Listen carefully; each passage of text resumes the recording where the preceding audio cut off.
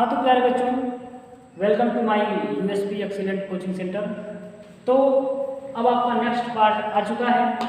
अब हमने अगले पार्ट में परिधि तक का बात किया था कि परिधि कैसे फाइंड करते हैं, कैसे परिधि का फार्मूला क्या होता है। अब इसमें आगे के बारे में आगे की चीज़ों में डिस्कस किया जाएगा।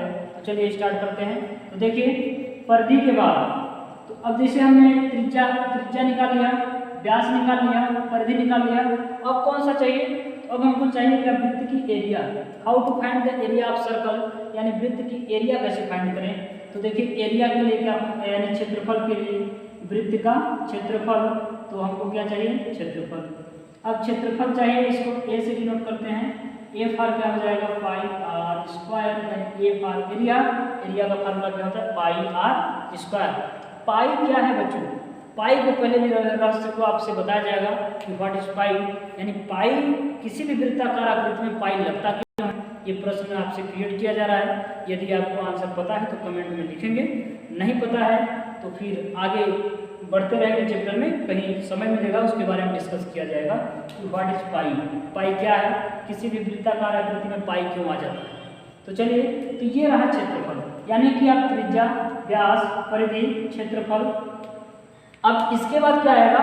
इसके बाद जो चीज़ आने वाला है आपको बता दें यहाँ पे कि इसके बाद पांचवा फार्मूला आपका आएगा कि अब इतना चीज़ निकालने के बाद ये जो आपको आकृति दिख रही है यहाँ पे, ये हो गया आपका त्रिज्यखंड। और देखिए यहाँ पे आकृति आपको और बना के दिखा रहे हैं, ये क्या है आपका? वृत्तखंड। इन दोनों का एरिया कैसे फाइंड करें? तो देखिए बच्चों, यहाँ पे किस तरीके का फार्मूला लगता है। यहाँ पे इसका एरिया फाइंड करने के लिए यहाँ पे कोण बनता है, एंगल बनता है। वो एंगल क्या होता है? 360 का कुछ भाग होता है, 360 का कुछ हिस्सा होता है। तो 360 डिग्री का कुछ हिस्सा होता है, उस हिस्से द्वारा बनाया गया क्षेत्रफल, उस हिस्से द्वारा जो क्षेत्रफल बनाया जा रहा है, यहाँ पे जो जीवा द्वारा काट के क्षेत्रफल बनाया जा रहा है, ये वृत्तखंड है। किसी त्रिज्या द्वारा बनाए गए, त्रिज्या जब किसी वृत्त को डिवाइड करता है तो जो क्षेत्रफल होता है उसे क्या कहते हैं? त्रिज्यखंड कहते हैं। जब कोई जीवा वृत्त को डिवाइड करे तो जो क्षेत्रफल बनता है उसे क्या कहते हैं? वृत्तखंड। जीवा द्वारा बांटा गया वृत्त का जो क्षेत्रफल होगा क्या कहलाएगा? वृत्तखंड। और त्रिज्या द्वारा डिवाइड किया गया एरिया जो होगा क्या कहलाएगा? त्रिज्यखंड। तो अब बात करते हैं कि वृत्तखंड का फार्मूला क्या होता है। वृत्तखंड यहाँ पे है, ये त्रिज्यखंड। तो पहले त्रिज्यखंड, क्योंकि त्रिज्यखंड से क्या बना है? वृत्तखंड। तो पहले त्रिज्यखंड, तो त्रिज्यखंड का फार्मूला क्या हो जाएगा बच्चों? त्रिज्यखंड। तो त्रिज्यखंड का फार्मूला हो जाएगा आपका। अब इसमें लघु होता है और दीर्घ। जब हम त्रिज्यखंड लिखेंगे तो आप समझेंगे लघु, और जब दीर्घ त्रिज्यखंड लिखेंगे तो मतलब बड़ा। तो त्रिज्यखंड मतलब लघु वाले की बात कर रहे हैं हम लोग। तो लघु वाले का फार्मूला होता क्या है? त्रिज्यखंड बराबर ये होता है थीटा। थीटा क्या है? यहाँ का जो एंगल बन रहा है ये क्या है? थीटा। क्यों थीटा है? क्योंकि इसका हमको वैल्यू पता नहीं है। जब वैल्यू पता नहीं है तो जब कोई एक एंगल हो और उसकी वैल्यू न पता हो तो उसमें क्या लगा दिया? वहाँ पे क्या, कौन सा कोण होता है? थीटा। तो थीटा लगा दिया। अब ये 360, आपके मन में एक प्रश्न उठना चाहिए कि सर यहाँ पे 360 ही क्यों आता है? क्या कारण है? क्या 360? 280 भी लिख सकते हैं, 180 भी लिख सकते हैं। नहीं, ऐसा नहीं होता। यहाँ पे 360 क्या है? Complete angle of circle. Complete angle of circle, यानी सर्कल का पूरा कोण कितना होता है? 360। यानी 360 का कौन सा भाग है? इसलिए हम लोग लिखते हैं थीटा अपान 360। तो अब देखिए, इंटू पाई आर स्क्वायर, यानी वृत्त के क्षेत्रफल में थीटा बटे 360 से गुणा कर देते हैं तो हमारे त्रिज्यखंड का फार्मूला निकल आता है। फिर उसके बाद छठवां हो जाएगा लघु। अब अभी छोटा था ये लघु नहीं था, ये लघु था। अब किसकी बात करेंगे? दीर्घ। अब दीर्घ लिख देंगे। तो दीर्घ क्या है? तो दीर्घ त्रिज्यखंड है। दीर्घ त्रिज्यखंड बराबर।